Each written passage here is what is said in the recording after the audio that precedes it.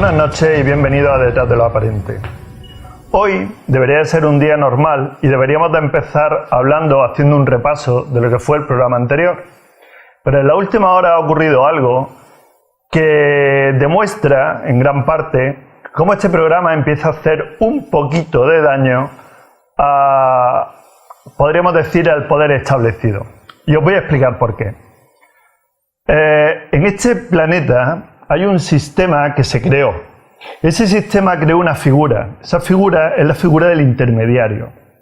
La figura del intermediario es la que se ocupa de hacerse con la gran parte de los beneficios que genera el creador. Si empezamos a hablar de creador y nos vamos al creador supremo, nos encontraremos que la figura del intermediario en este planeta la ejerce la religión. La religión es la que le quitó el poder, la que le quitó todo el mérito al creador, poniéndose ellos como intermediarios. Es decir, tú llegarás al cielo si yo te lo permito. No porque has nacido ya con todas las posibilidades de llegar al cielo. No. Porque yo te permitiré que llegues o no llegues. Si nos vamos un poquito más abajo, nos encontramos con que cada agricultor que hay en el campo tiene que pasar por la figura del intermediario, que es el que le compra su producto muy barato y luego nos lo vende a nosotros muy caro. Y si nos vamos a otra faceta de nuestra vida, nos encontraremos con el intermediario del artista.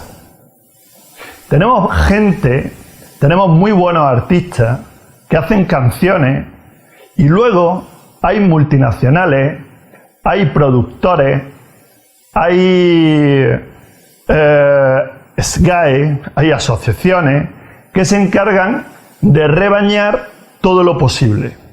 ¿Por qué les cuento esto? Pues verán, se lo cuento porque cuando nosotros, en nuestro afán de que este programa llegue lo más lejos posible para ayudar a la gente a despertar su conciencia, cuando fuimos a subir este programa pasado a YouTube, nos encontramos con la censura de YouTube porque rápidamente salió una reclamación de copyright.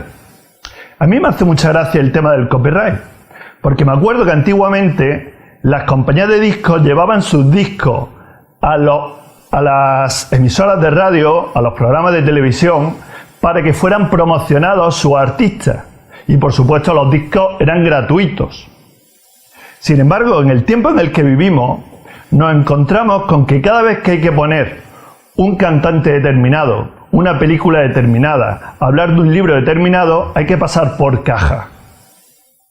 ¿No le estamos dando demasiado poder a estos intermediarios? Les dejo esa pregunta, analícenla, investíguenla, por supuesto, y créanse ustedes mismos cuando lleguen a sus conclusiones. Y ahora, comenzando con lo que es nuestro programa realmente, habría que hacer un pequeño balance de lo que fue el programa anterior. En el programa anterior estuvimos hablando de que nosotros estamos percibiendo una realidad que no se asemeja a la realidad real. Porque si la realidad real, como estuvimos viendo en el programa anterior, es energía y conciencia, y nosotros acabamos viendo una casa, quiere decir que hay algo que no funciona. Quiere decir que hay una realidad subjetiva que se pone en lugar de la realidad general, que es la que nosotros deberíamos de estar percibiendo. Así que en este programa lo que vamos a hacer es demostrarle que lo que estamos percibiendo realmente es una ilusión. Nosotros lo llamamos la ilusión de la realidad. Y les vamos a explicar cómo somos afectados por esa ilusión y cómo nosotros somos los que estamos creando esa ilusión a través de un gran desconocido nuestro, como es el cerebro. Así que, sin más, damos paso al sumario. Realidad general, realidad acotada, subjetiva. Continuaremos desglosando una verdadera ilusión para nuestros sentidos. Analizaremos con nuestro crítico audiovisual la propuesta de la película que le hicimos la semana anterior, Matrix, un film que marcó un antes y un después en el cine. El universo es un holograma. Científicos desde la física cuántica a la astrofísica intentan demostrarlo mediante experimentos. Edward Snowden destapa otra advertencia camuflada de cortina de seguridad.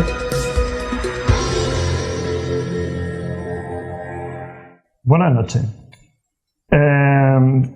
Visto tal y como está el panorama de las noticias en los programas de audiencia masiva, que nosotros llamamos mass media, cualquiera diría que el mundo está al borde de una tercera guerra mundial, que el mundo está temblando por todas partes, que tenemos volcanes encendidos, que tenemos guerras, que tenemos de todo. La verdad es que hay otro tipo de información, como ya les dijimos en el primer programa, hay otro tipo de noticias que son las que nosotros normalmente les vamos a sacar. Porque si no empezamos a polarizarnos. Nos encontramos con gente en la calle que te están diciendo que todo va a peor, cuando tú tienes una visión de lo que está pasando en el mundo totalmente distinta. Así que yo creo que lo mejor es pasar a nuestra sección de noticias, Jorge, y decirle a la gente que hay otro tipo de noticias. Sí, tenemos que salir de este rol de negatividad en el que nos tienen metidos. Hemos seleccionado para hoy 3 noticias que consideramos significativas, así que voy a pasar a repasarlas. La Agencia Nacional de Seguridad de los Estados Unidos de América, conocida por las siglas NSA, lleva más de 10 años usando una tecnología para transcribir llamadas telefónicas. Este titular forma parte de una de las informaciones que nos ha facilitado Edward Snowden, a la opinión pública se entiende. Esta sofisticada tecnología, basada en un software de reconocimiento de voz, según Snowden, controla, registra, transcribe y analiza todo tipo de conversaciones en varios idiomas. Edward Snowden, excontratista de la NSA, publicó esta semana que esta agencia, junto con la Agencia de Seguridad de Reino Unido, lleva más de 10 años usando un sistema capaz de escanear millones de conversaciones, buscando palabras clave o contextos específicos incluso en varios idiomas.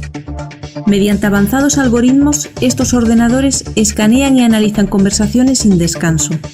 El código del programa tiene por nombre Reinhardt y fue diseñado en el año 2004 para apoyar la búsqueda en tiempo real, que los analistas tardarían años en descifrar.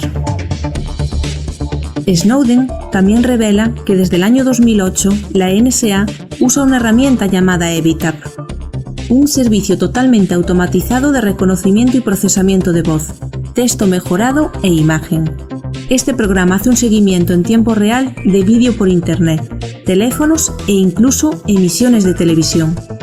¿Quién sabe? Quizás ahora estén analizando nuestro programa, intentando ver qué hay detrás de lo aparente. Cuando vemos imágenes de una película por televisión o este mismo programa, estas imágenes nos parecen íntegras, reales y en 3 dimensiones. Al acercarnos a la pantalla, vemos que en realidad el dibujo está formado por pequeños puntos denominados píxeles en 2 dimensiones. Bajo este planteamiento, imaginemos el universo desde otra perspectiva. ¿Han pensado que cuando observamos la noche estrellada, en realidad estemos viendo una gran pantalla?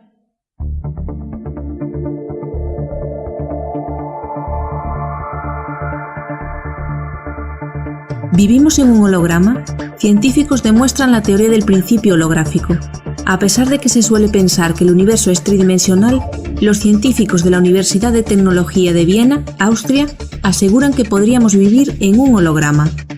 Los científicos afirman que han conseguido demostrar el principio holográfico, una conjetura acerca de las teorías de la gravedad cuántica, propuesta en 1993 por Gerard Hough. La idea principal de esa teoría consiste en que en vez de tratarse de un espacio tridimensional, altura, longitud y profundidad, el universo tiene una estructura bidimensional similar a un holograma, cuya proyección se refleja en un horizonte cósmico inmensamente largo.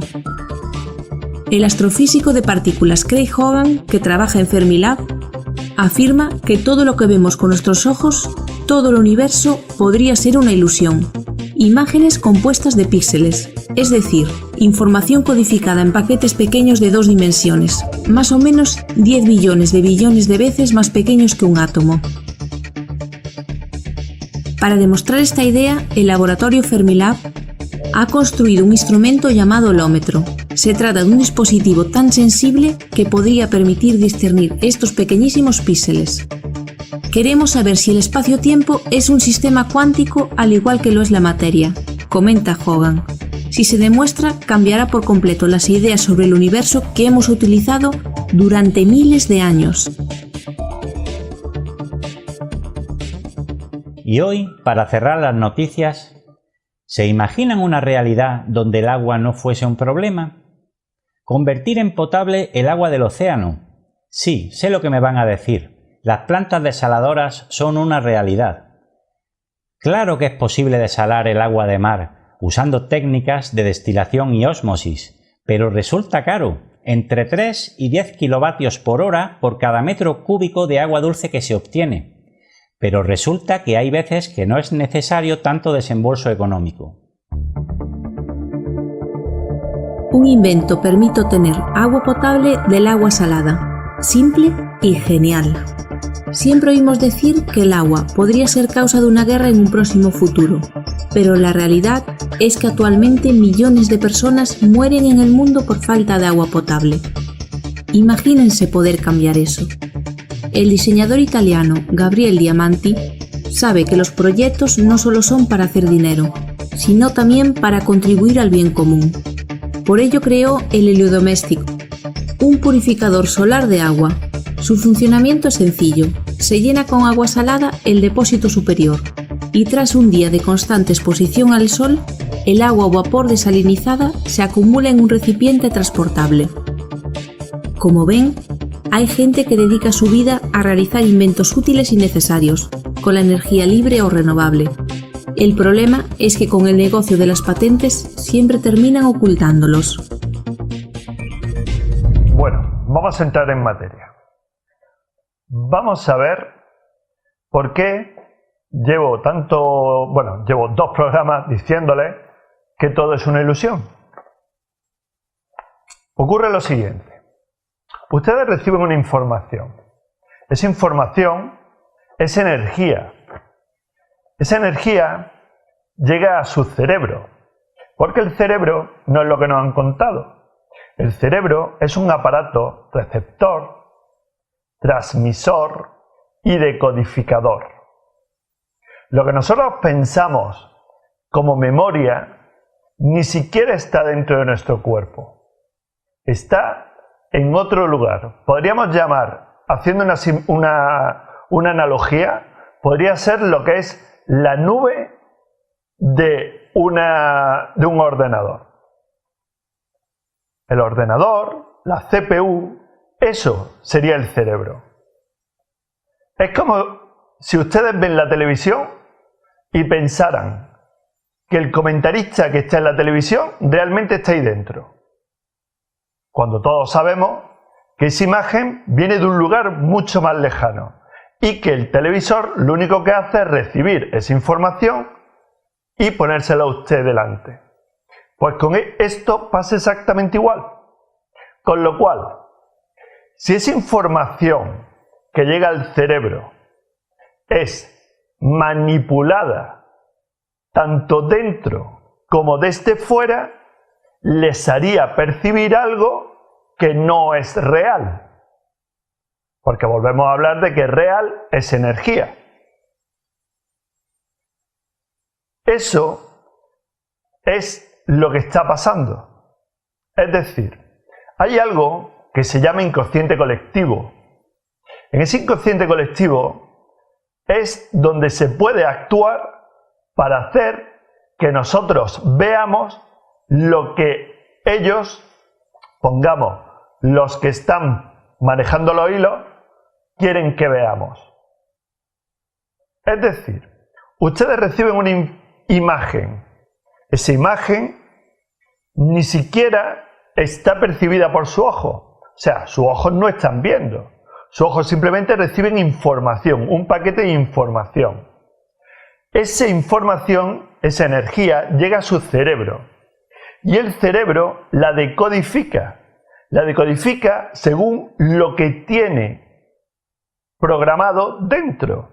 Igual que ocurre con un ordenador, que tiene sus programas para traducir la información que les llega. El cerebro lo que está haciendo realmente es crear una imagen en nuestro interior sobre esa información que le está llegando al exterior. Eso se manipula a través de los arquetipos, pero también se está manipulando a través de los 5 sentidos. Cuenta el Popol Vuh que cuando los dioses crearon a los hombres, viendo la perfección que estaba delante de ellos, les nublaron la vista para que no pudieran ser como ellos. Por eso, nosotros no estamos percibiendo la misma realidad que están percibiendo seres que son superiores a nosotros, seres que están en otras dimensiones distintas a la nuestra. Y esos seres llega un momento en el que pueden llegar a aprovecharse de nosotros, pero eso lo dejaremos aparte, lo veremos más adelante.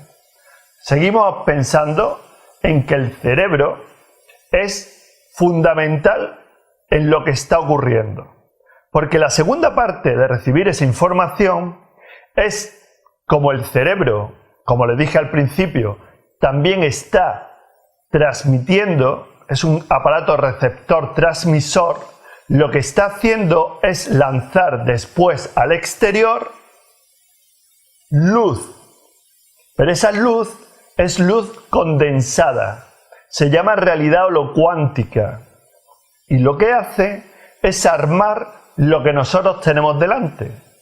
Por eso nosotros vemos una cámara, por eso nosotros vemos una puerta, por eso vemos focos, por eso vemos personas.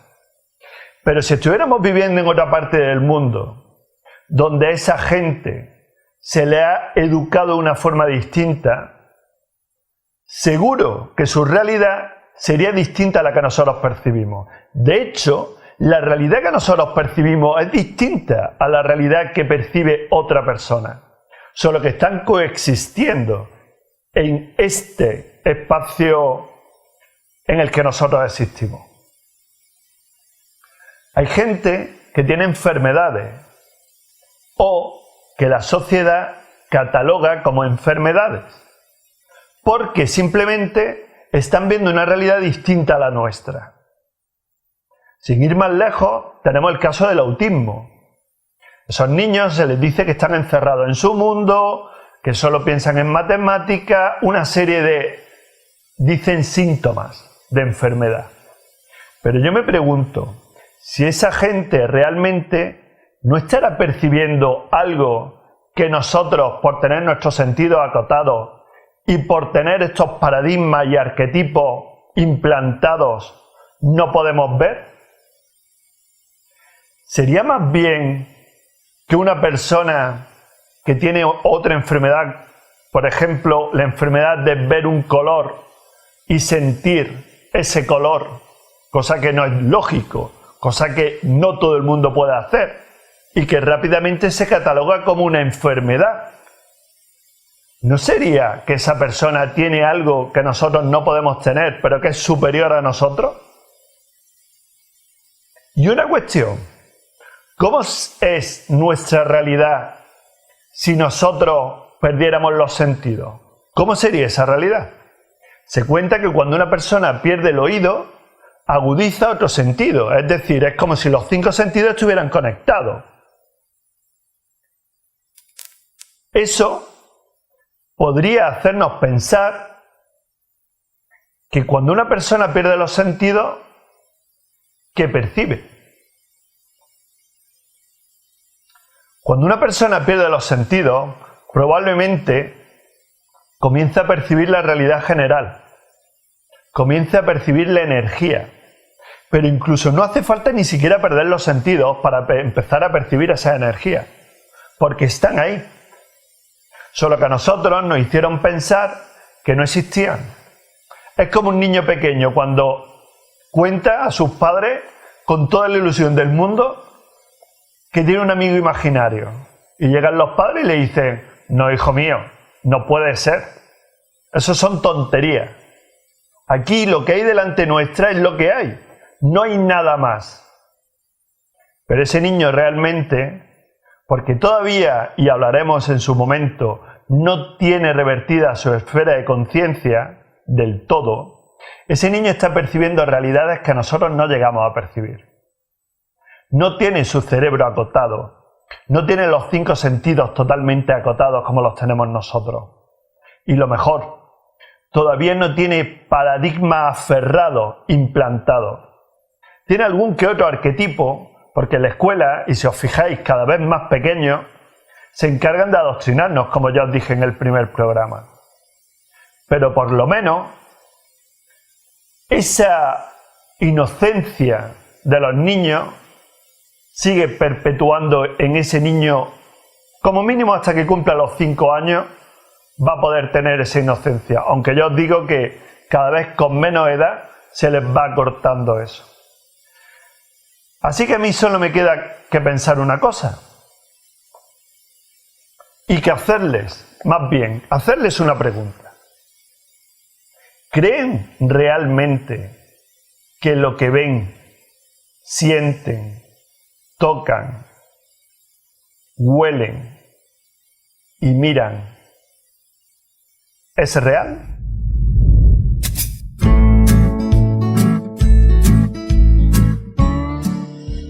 No, ni mucho menos.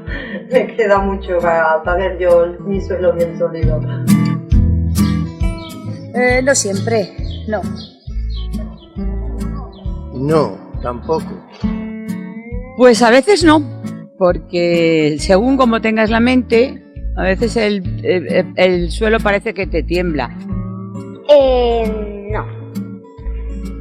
No, porque para mí los sólidos pues serían tipo ahora como si patinases. Sí, creo que es sólido. Este es bastante mullido, pero vamos, sí, suele ser sólido. Hombre, el suelo, depende del construido, sí. El otro no lo sé, depende de cada persona lo que piense. Es sólido, líquido y gaseoso.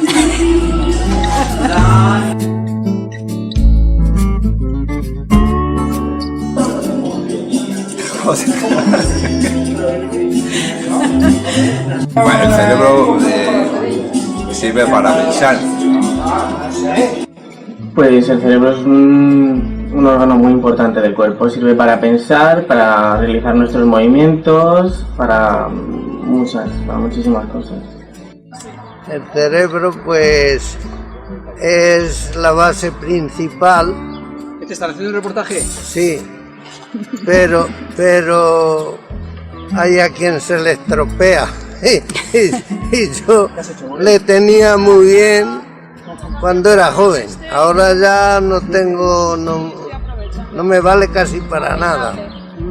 Es un músculo que tenemos en la cabeza que podemos utilizar y que utilizamos en parte y que aún no hemos descubierto. El cerebro es el que nos... si le tienes sano, te da... es el que manda en el cuerpo, pero también sirve para pensar. Si estás sano, piensas bien, si no, fuera. El cerebro para mí es importante, porque necesitamos a veces, aunque muchas veces no es bueno darle tantas vueltas a la cabeza, pero hay que pensar de vez en cuando las cosas. ¿Y para qué sirve? Para eso, para pensar día a día lo que tenemos que ir haciendo. Para mí el cerebro es una parte del cuerpo interno y yo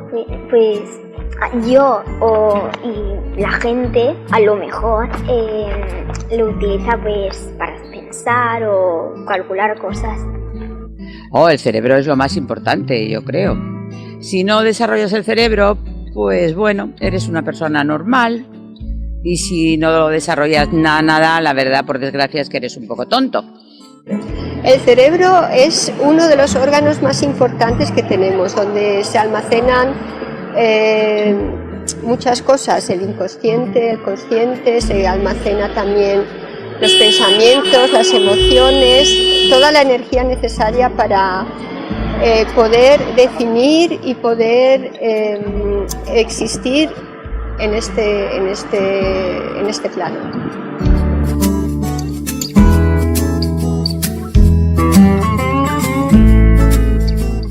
Después de nuestra sección de pulso social, hay algo que quiero que, ya estando en nuestro segundo programa, quiero que comprendan, que es que este programa no lo estamos haciendo nosotros solamente. Estamos Jorge, estamos yo delante de las cámaras, está José Montoro, está José Antonio Cabello, y aparte hay un equipo que ni siquiera está aquí en Loja. Hay un equipo formado por, para empezar, Morfeo de Gea, que es nuestro productor y es el que nos está dando toda esta información.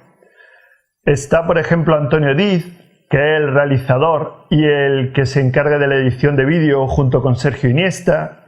Está Óscar Soac, que ya lo conocerán, que es nuestro crítico audiovisual.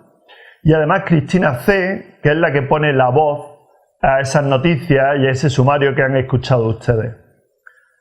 Con esto lo que quiero decirles es que este programa va muy en serio, que nos vamos a mojar cuando haga falta y que no les vamos a dejar a medias, que cuando tengamos que decir algo claramente, lo diremos.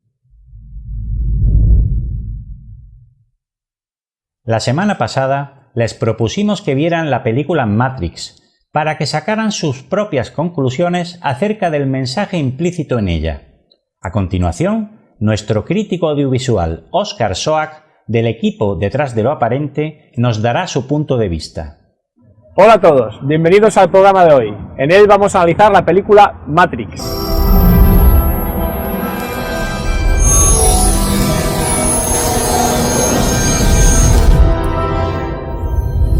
Para muchos la película más influyente de la historia, fue presentada al gran público en 1999, escrita y dirigida por los hermanos Wachowski. Claramente es una película que marcó un antes y un después. Para muchos fue un punto de inflexión en su vida. De hecho, a partir del momento de la emisión de esta película se puede iniciar lo que se llamó la búsqueda de la verdad a nivel masivo. Mucha gente se basó en la red, en internet y en los hackers para conocer la verdad que está detrás de lo aparente. Con su particular estilo, los hermanos Wachowski nos muestran en esta película que existe una realidad, la que vemos con nuestros sentidos, y otras realidades, las que no percibimos. El comienzo de la película nos muestra un protagonista, Neo, que lleva una doble vida. La vida de un trabajador normal, un informático, que se siente atrapado, que no ve un sentido a su vida. Y por las noches es un hacker que se salta las leyes del sistema, se libera de ellas. Un buen día recibe una llamada que le dice: Neo, despierta, Matrix te posee. Después de esa llamada todo cambia para él. Se ve involucrado en una serie de sucesos que le llevan a algo mágico. Deja de buscar para por fin encontrar y tener un sentido en su vida. Una vez dentro, comienza el entrenamiento, y podemos decir que es una iniciación en toda regla. De hecho, una de las primeras pruebas a las que se somete es a la del salto al vacío. En ese salto al vacío, Neo fracasa. Y hay una frase muy lapidaria que dice: todos la primera vez lo hacen. En el entrenamiento a Neo le podemos comparar con cualquier máquina de las que tratamos actualmente. Se nos muestra a un Neo programable, que se le cargan todo tipo de conocimientos por medio de software. Y es que nos guste o no, somos programables. Nos programa la televisión, la educación desde niños, el entorno en el que vivimos, porque, seamos sinceros, ¿sería la misma tu conducta habiendo nacido en un país totalmente diferente? En la película, la humanidad ya no nace, se cultiva. El humano es una simple batería que alimenta a las máquinas que lo controlan. En la película, las máquinas se representan dentro de la Matrix como el agente Smith, un agente que es capaz de introducirse dentro de cualquier humano y tomar posesión de su cuerpo. Siempre que aparecen estos señores Smith, tanto Neo como todo su grupo huyen, hasta que un día Neo decide enfrentarse a ellos. En este punto de la película, los hermanos Wachowski nos muestran la energía del amor. En su enfrentamiento con el señor Smith, Neo muere, pero Trinity con su amor logra traerlo a la vida. Pero el Neo que vuelve a la vida es un Neo totalmente distinto, es un Neo sin miedo. En el final de la película, Neo se vuelve a enfrentar al señor Smith, pero esta vez con un final totalmente distinto. Neo lo derrota. Neo derrota al señor Smith introduciéndose en su interior y haciendo que explote. Dejo abierta la interpretación a cada espectador.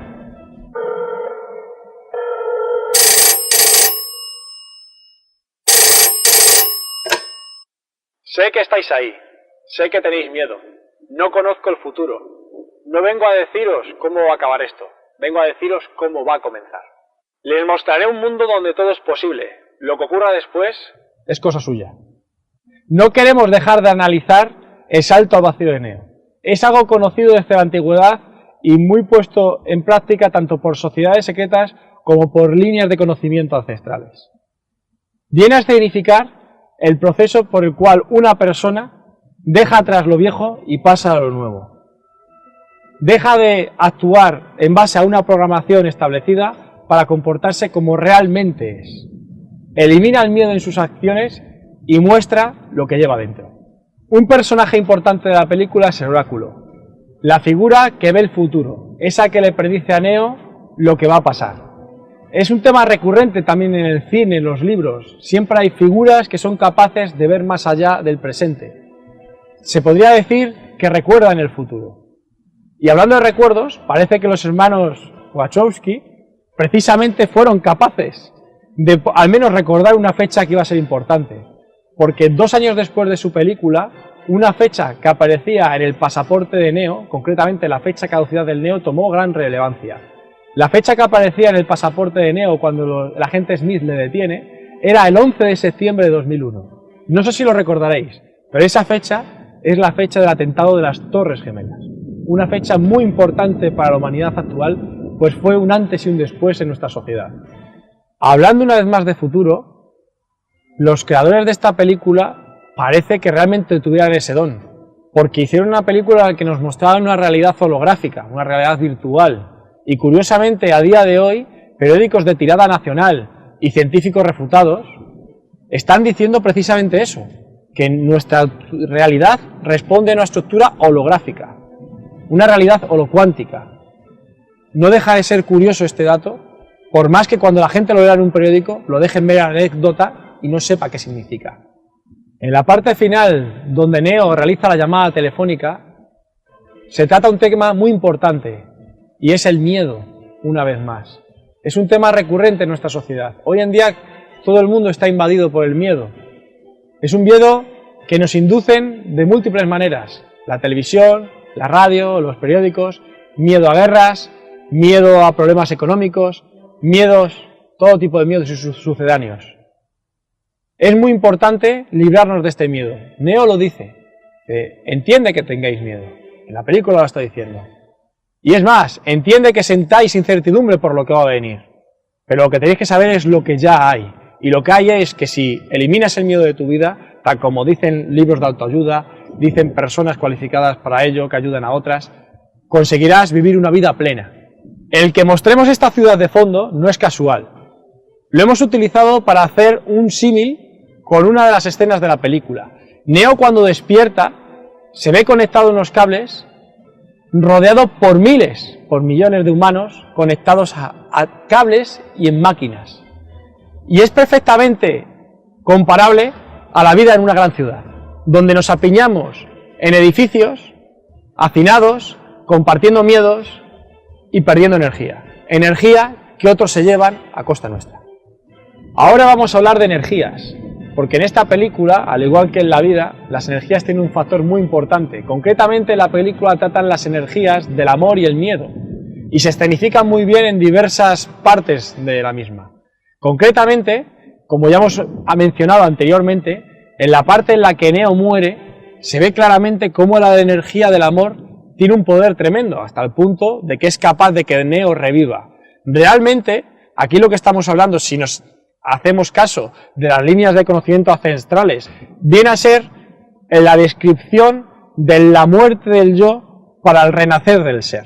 Básicamente, gracias al amor, mueren los múltiples yoes del Neo, que eran esos que generaban el miedo, las dudas y la incertidumbre, y la fuerza del amor hace que renazca el ser, que renazca la verdadera persona que lleva dentro, y evapora el miedo, de tal manera que es capaz de enfrentarse al agente Smith y derrotarlo, siendo un lucero para la humanidad, un lucero para la libertad. Es curioso, porque en 1999, a final de 1999, fue cuando yo tomé conciencia de que este mundo era distinto a lo que yo había visto.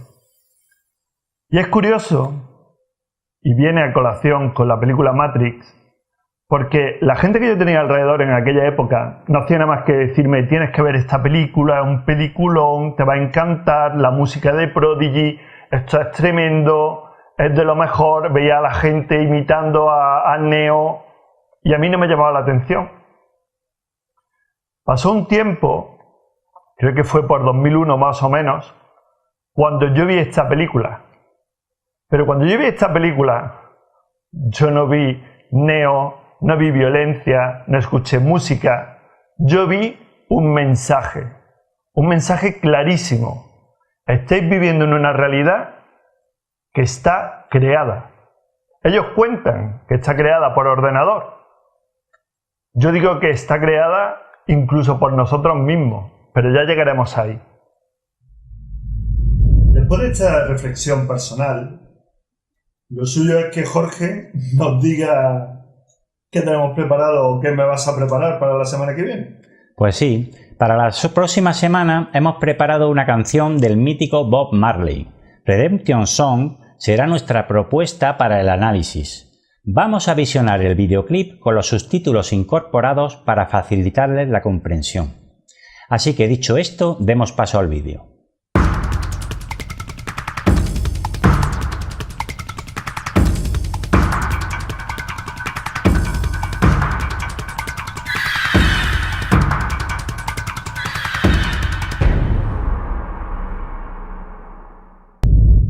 Tras la sección Arte con Conciencia, llegamos al término del programa. Hoy ha versado sobre la ilusión de la realidad. Fran nos ha hecho una magnífica exposición sobre el tema, que ha sido contrastado con la opinión pública a través de Pulso Social. Hemos tenido a nuestro analista Óscar Soak, que se ha estrenado hoy dándonos nuestro punto de vista particular acerca de la película Matrix. Se les ha hecho una propuesta musical para que la vean y podamos comentarla la semana que viene. Y con esto hemos llegado al término.